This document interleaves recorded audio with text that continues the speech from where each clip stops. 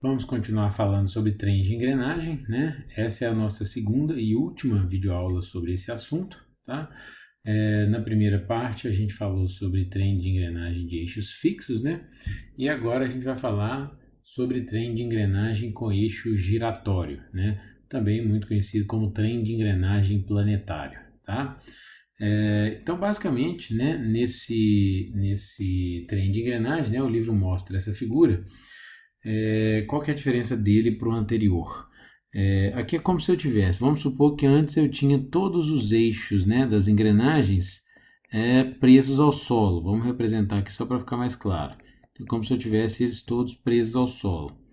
Agora o que está acontecendo? Agora eu estou pegando um dos eixos, né, e eu vou tirar essa fixação que ele tem ao solo. Então eu vou pegar, por exemplo, essa engrenagem pequena aqui, ó, eu vou simplesmente retirar ele não está mais preso ao solo. Então, teoricamente, a engrenagem poderia se movimentar para qualquer lugar, né? Então, para você evitar esse movimento e garantir o contato e engrenamento entre as duas engrenagens, eu vou acrescentar um elemento, né? Esse elemento que eu estou acrescentando, ele recebe o nome de braço. É esse elemento número 3, né? Essa barra número 3 aqui, ó, né? Que foi acrescentada ligando o centro das duas engrenagens, né? Acrescentando essa barra, esse elemento número 3, eu garanto o contato e o engrenamento adequado entre elas, né? Ou seja, a distância entre centros vai ser mantida, né? Ela não vai variar. Então, o trem de engrenagem, né, de eixo giratório, ou trem de engrenagem planetário, ele vai ter a engrenagem 1, que é a engrenagem fixa. Então, ela recebe o nome de engrenagem solar. A engrenagem 2, que é a engrenagem que vai poder se movimentar ao redor da engrenagem solar, vai chamar engrenagem planeta ou planetária, né? Fazendo alusão ao movimento, né, dos planetas do sistema solar, né? Girando ao redor do Sol. E o elemento 3, né, ele recebe o nome de braço. É o elemento que vai conectar as duas engrenagens, tá? Aqui desse lado a mesma coisa, né? Eu iria retirar, né, a fixação de um dos lados, né? E acrescento o braço, esse elemento 3.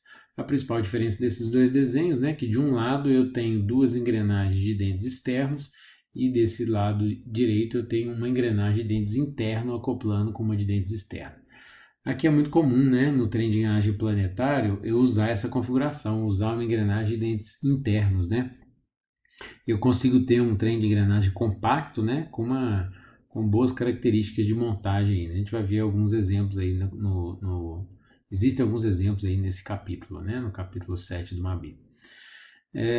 Bom, definindo então o que representa cada um, né, dos elementos aqui, o que a gente tinha comentado que interessa para a gente é calcular razão de velocidades. Nesse caso, né, se eu tiver uma engrenagem como essa, uma engrenagem planetária, eu não posso usar a equação que a gente deduziu na videoaula anterior para calcular a razão de velocidades para trem de engrenagem de eixos fixos, tá? O principal motivo é por causa desse movimento duplo, né, que eu tenho na engrenagem planetária. A engrenagem planetária ela pode girar ao redor do próprio eixo, mas também pode girar ao redor da solar, né? Então, nesse caso, eu vou ter que usar uma outra engrenagem, uma outra equação para calcular essa razão de velocidades, tá? Essa equação vai ser baseada no movimento relativo, né, das engrenagens em relação ao braço, tá? Então esse elemento novo aqui, que é o braço, ele se torna um elemento bastante importante nessa análise cinemática para determinar a razão de velocidades, tá? Então o livro mostra, né, que a equação geral que a gente vai trabalhar para calcular a razão de velocidades de um trem de engrenagem planetário vai ser dado por esta equação aqui, ó. E aí vamos entender o que representa cada letrinha, né, dessa equação. Ômega é a velocidade angular, né? Então seria ômega LA sobre ômega FA, movimento relativo, né? LA, então seria ômega L menos ômega A. Né? E o ômega FA seria ômega F menos ômega A. O que representa cada uma dessas letras, né? O ômega L vai representar a velocidade angular da última engrenagem do trem, tá? Provavelmente o Mabi, né, usou a representação do termo em inglês, né? O último em inglês é last, né? Então ele usou a letra L, né? aí fica até fácil da gente guardar, né? Saber exatamente o que representa cada letrinha, né? O ômega F significa a velocidade angular da primeira engrenagem do trem, tá? Do termo em inglês, first, né? Então ele usou a letra F. E o ômega A significa a velocidade angular do braço, né? Braço em inglês significa arm, então ele usou a letra A para representar, né, essa velocidade angular. Então, essa equação, o que ela vai me dar? Ela me dá ali, para calcular a razão de velocidades entre a última L e a primeira F do trem de engrenagem, ambas em relação a quem? Ao braço, né? Então é isso que esta equação está me dando, tá? E o livro frisa bem que esta equação é válida para qualquer trem de engrenagem, né, que possua uma engrenagem planetária ou uma engrenagem acoplada planetária. Lembrando, quando você pegar em algum problema que você tiver um trem de engrenagem bem comprido, com muitos pares, você pode desmembrar, analisar parte desse trem de engrenagem, tá? Então, ou seja, naquela parte que você está analisando, se você tem uma engrenagem planetária ou uma engrenagem acoplada planetária, você tem que observar que você vai ter que separar e nesse trem de eixo giratório você vai ter que aplicar esta equação. Se você tiver uma parte que só tem trem de engrenagem de eixos fixos, você usa a equação da videoaula anterior, né, que é para trem de engrenagem com eixo fixo, ok? Para aplicar essa equação e ficar mais claro, o livro propôs dois exemplos, o 7.1 e o 7.2. Ambos estão resolvidos no livro do Mabi, ok? Então vamos ler aqui o resumo, né, dos dados do enunciado, né, desse probleminha. Ele me deu um desenho onde ele mostrou uma configuração de montagem. Eu vou ter aqui a engrenagem número 5, que é essa daqui. Eu vou representar ele aqui, achurando ela, né, marcando cores aqui. Então essa engrenagem que eu estou marcando em vermelho é a engrenagem 5.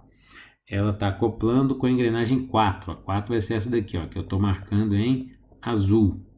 Tá? Tô querendo dizer que ela é helicoidal não, tá, gente? Só tô achurando ali para preencher, para saber o que representa cada engrenagem, tá? Então eu tenho a 5 acoplando com a 4 e desse lado de cá eu tenho a 3, né? Que é essa daqui, O eixo dela tá mostrado aí tracejado, né? Acoplando com a 2, que é essa daqui, bom, então eu tenho dois pares de engrenagem, né? Esse elemento 6 aqui, é o braço, tá? Ele fez uma meia vista em corte, né? Tá vendo? Isso tudo aqui, né? É o braço, incluindo essa parte aqui, Esse é o braço, tá? E o braço está conectado ao solo, né? Aqui de tal forma que existe aqui, um movimento relativo entre o elemento 6, que é o braço, e o eixo da engrenagem 2, tá? O enunciado do problema explica isso daqui, então vocês podem dar uma lida lá, né? Pra vocês entenderem melhor. Mas é isso que eu estou falando. O braço gira, ele tem rotação, e o eixo da engrenagem 2 também tem rotação, e não necessariamente a rotação dos dois é igual. Pode ter movimento relativo entre eles aqui, tá? Então o que eu posso ver é o seguinte, como esse eixo aqui da engrenagem 2, né, o mancal de apoio dele é o solo, né, que é o elemento 1 aqui, a engrenagem 2 é uma engrenagem de eixo fixo, né? Da mesma forma que a engrenagem 5, também o eixo dela está preso ao solo. Mas repare, tanto a engrenagem 4 quanto a 3 estão presas por um eixo que está conectada ao braço, que gira, que pode ter rotação, né? Então, ou seja, a engrenagem 3 e 4 são engrenagens planetárias, né? A 3 está acoplando com a 2, então, ou seja, a 3 é planetária, a 2 é solar, e a 4 está se acoplando com a 5. Então, a 4 é planetária e a 5 é solar, tá? Então, o que eu vou fazer aqui? Primeira coisa que eu vou fazer é analisar os dados ali que o problema me passou para começar a tentar montar aquela equação que a gente viu, tá?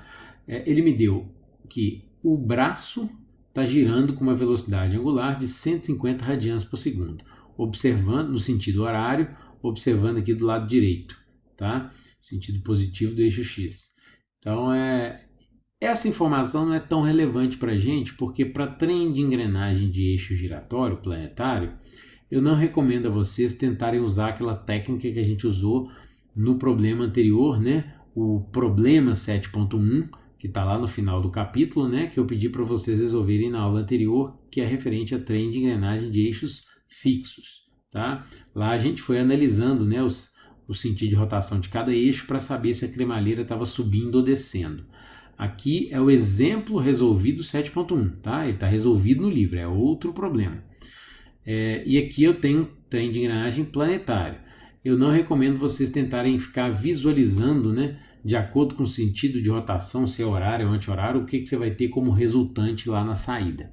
Aqui eu recomendo vocês usarem a equação e o sinal da equação vai te dar essa resposta, tá? Então o que a gente tem aqui? Além dele me falar que o ômega 6 vale 150 radianos, né? Ele me falou que o ômega 5 vale 50 radianos. Então a engrenagem 5 está girando com a velocidade angular de 50 radianos por segundo. Ele falou que a engrenagem 5 é a primeira, então consequentemente, né, a engrenagem 5 vai ser a entrada, né, a entrada do trem de engrenagem, e a 2 é a última, então o eixo da 2 é a saída. O enunciado que me passou essa informação, ok? Então, para eu começar a aplicar aquela equação, né, que a gente viu para a razão de velocidades, eu tenho que analisar quais engrenagens vão fazer parte do trem de engrenagem que eu vou colocar naquela equação, ou seja, qual vai ser a primeira, qual vai ser a última engrenagem. Como ele me deu a velocidade da 5 e está perguntando qual que é a velocidade da 2, que é a última, eu vou ter que envolver essas 4 engrenagens no trem de engrenagem que eu vou analisar, né? Ou seja, a 5, a 4, a 3 e a 2. Então, ou seja, o trem de engrenagem que eu vou analisar é composto por essas 4 engrenagens, sendo que a 5 vai ser a primeira e a 2 vai ser a última, né? Então, eu vou pegar e começar a montar aquela equação, né? Vamos ver aqui como é que vai ficar. Então, se a 5 vai ser a minha primeira e a 2 vai ser minha última, né? A equação é ômega LA, ou seja, L é a última, a 2, A é o braço, é o 6. E o F é a primeira, é a 5, então vai ser a 5 e o braço é o 6. Então vai ser ômega 2 meia sobre ômega 5 meia. Então eu vou ter ômega 2 menos ômega 6 dividido por ômega 5 menos ômega 6, né? O ômega 5 e o ômega 6 foram dados pelo enunciado, então eu posso colocar os valores dele aqui. Então a única incógnita que eu tenho aqui é o ômega 2. Então, como o número de dentes das engrenagens foi dado, né, no problema, está dentro do parênteses, basta eu substituir a relação do número de dentes, né? Lembrando que, como na minha equação geral, veja bem aqui, ó, na minha equação geral eu tenho ômega LA sobre ômega FA, então, ou seja, última sobre primeira. Isso quer dizer saída sobre entrada, tá? Tomem muito cuidado, é invertido em relação à equação que a gente viu de trem de engrenagem de eixos fixos, né? Lá era entrada sobre saída, aqui é saída sobre entrada. Tomem esse cuidado, tá? Então, se a relação do número de velocidade angular é saída sobre entrada, a relação do número de dentes tem que ser invertida, entrada sobre saída. Então, na hora de escrever aqui, ó, eu vou colocar o número de dentes da engrenagem de entrada sobre o número de dentes da engrenagem de saída. No par 4, 5, a 5 é a entrada e a 4 é a saída, tá? Tomem bastante cuidado, tá? Na hora de escrever isso. Então, mais uma vez lembrando, né? Na minha equação eu tenho ômega de saída sobre ômega de entrada. Então, ou seja, a relação do número de dentes vai ser o número de dentes da engrenagem de entrada sobre o número de dentes da engrenagem de saída, tá? Lembrando, então, no par 4, 5, a 5 é a entrada, 4 é a saída. As duas são de dentes externos, sinal negativo. Na 3, 4, a mesma coisa. A 3 é a entrada, a 2 é a saída. Sinal negativo, porque são dentes externos. Fazendo a continha, você vai encontrar que o ômega 2 vai dar 30,9 radianos por segundo, sentido horário, tá? Como que eu estou determinando esse sentido horário? Isso aqui é importante, ó. O sentido que você vai ter, você vai observar basicamente o sinal da equação, tá? Então, o que eu estou querendo dizer com isso? O enunciado do problema não falou que tanto o ômega 6 quanto o ômega 5 estão no sentido horário? Na hora que eu joguei na minha equação, eu coloquei tanto o ômega 5 quanto o ômega 6, eu coloquei o valor positivo, tá? Esse sinal negativo vem da equação, não o valor do ômega que eu joguei. Então, se eu coloquei o ômega positivo e o ômega 2 deu positivo, quer dizer que é o mesmo sentido do que eu joguei, sentido horário, tá? Então, assim que vocês vão usar para determinar o sentido de rotação para evitar erros, né, bobos ali de interpretação de rotação. Porque como eu tenho um movimento duplo, né, do braço, isso confunde bastante para tentar aplicar a mesma técnica que a gente usou para eixos fixos, ok? Então eu quero dizer o seguinte, se por acaso o enunciado tivesse me dado, por exemplo, o ômega 6 está no sentido horário, mas o ômega 5 está no sentido anti-horário, o que eu teria que fazer? Você vai escolher um dos dois para colocar positivo.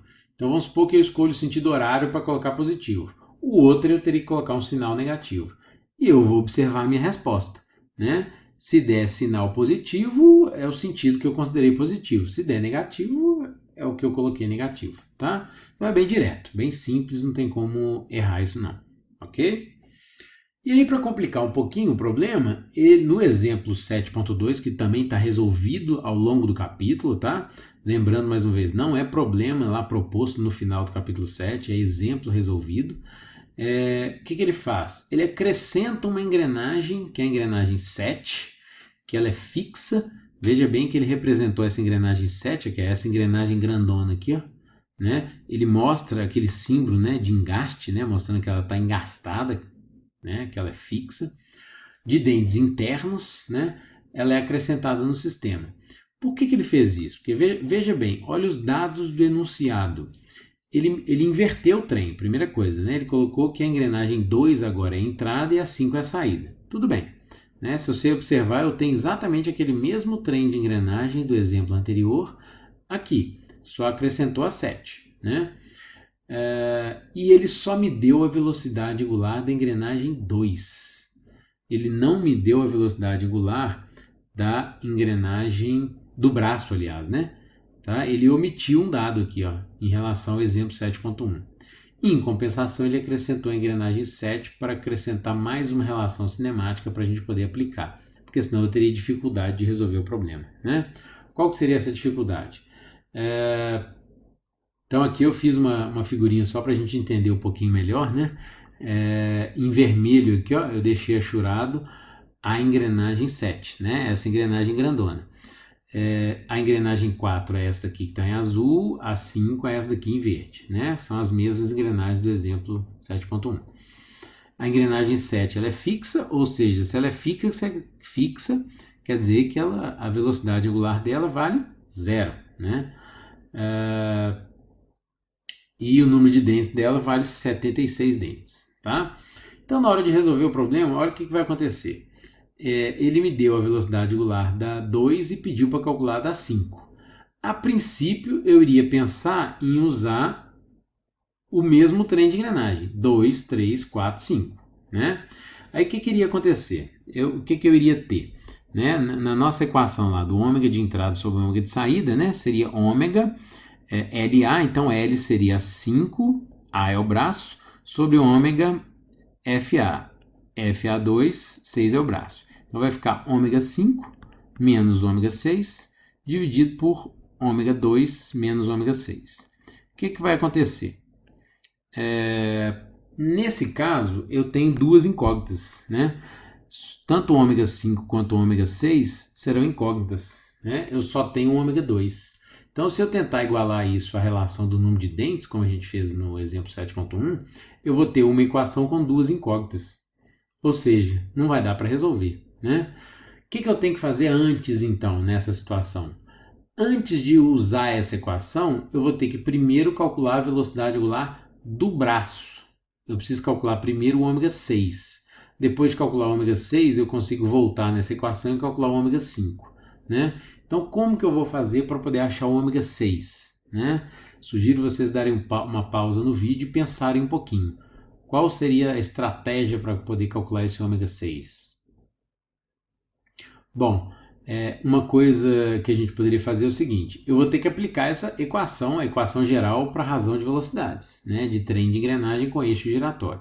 Só que eu vou ter que pensar num trem de engrenagem diferente e não o 2, 3, 4, 5. E obviamente que eu vou ter que usar a 7, né? Por isso que ela entrou na jogada, né? Então uma coisa que eu poderia fazer é o seguinte, e aí uma outra dica. Nesse trem de engrenagem, a única incógnita que eu posso ter é a velocidade angular do braço. A velocidade angular da primeira e da última eu tenho que saber, porque se eu não souber eu não consigo resolver do mesmo jeito. Então o que eu poderia pensar?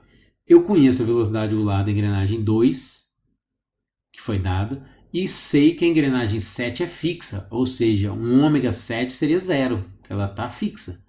Então eu vou trabalhar com trem de engrenagem 2, 3, 4, 7, né? Que aí a única incógnita dessa equação vai ser o ômega 6, aí eu calculo o ômega 6, depois eu volto nessa equação e acho o ômega 5, né? Só vai ter um passo a mais, né, na solução do problema. Então, a solução como é que vai ficar? Primeiro eu vou trabalhar então aqui, ó.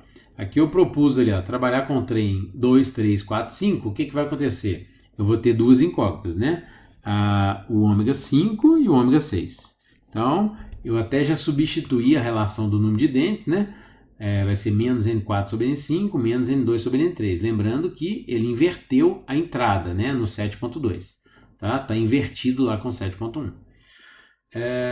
Só que antes de resolver essa equação, eu venho cá no trem 2, 3, 4, 7.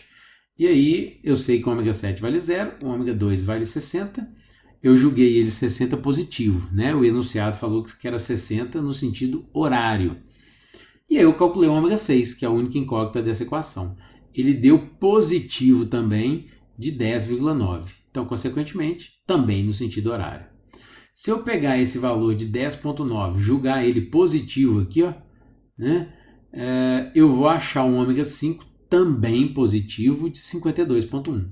Então, a resposta final eu vou ter que o ômega 5 vai ser 52,1 radianos por segundo, também no sentido horário, porque deu tudo positivo, que era o sentido que o enunciado do problema me passou dos 60 que eu comecei a resolver a questão. Ok? Então é um probleminha que eu tive que usar um passo a mais, né, da aplicação da equação para poder chegar na resposta, mas não tem maior dificuldade, né? Uma última observação importante que na hora de eu aplicar a razão de velocidades do par 2, 3, o sinal é negativo porque são engrenagens de dentes externos. Na hora de eu analisar o par 4, 7, a engrenagem 7 é de dentes interno, então o sinal é positivo, tá? Porque senão você vai ter uma troca de sinal aqui e pode alegar um sentido invertido, ok? Só tome cuidado com isso, beleza? Agora tem vários probleminhas propostos no livro, né? Tanto de trem de engrenagem com eixos fixos, quanto com trem de engrenagem planetário, tá? Para vocês praticarem bastante e depois a gente tirar as dúvidas na nossa próxima aula.